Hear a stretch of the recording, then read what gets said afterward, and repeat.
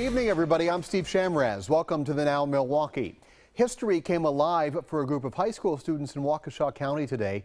They recorded the stories of a World War II veteran, and as Scott Steele's about to show us, it's part of a bigger plan to preserve our history.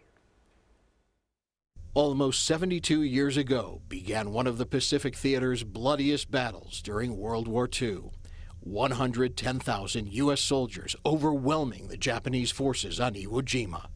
6,821 lost their lives. Clayton Chipman survived. What a person does is what counts. Now the 90-year-old Brookfield resident is sharing his story with Heartland's Arrowhead High School students. We circled close to a battleship where they fired 16-inch shells, and the concussion from that was so hard that we couldn't hear for a couple hours. Back in middle school, this group of teenagers began an extracurricular club called SAVE.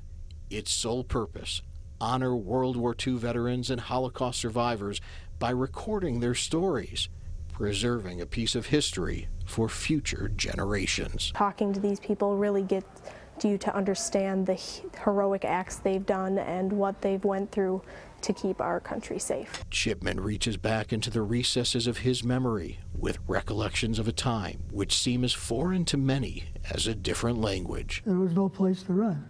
There was like 10 yards or more of dead Marines. And one of the psychological things that hit me, that I knew they were dead, but I shouldn't be stepping on them. You know, there's a reason it's called the Greatest Generation. These fresh faces are the same age as Chipman was when he dropped out of West Allis High School to risk his life and serve his nation. In Heartland, Scott Steele, today's TMJ4.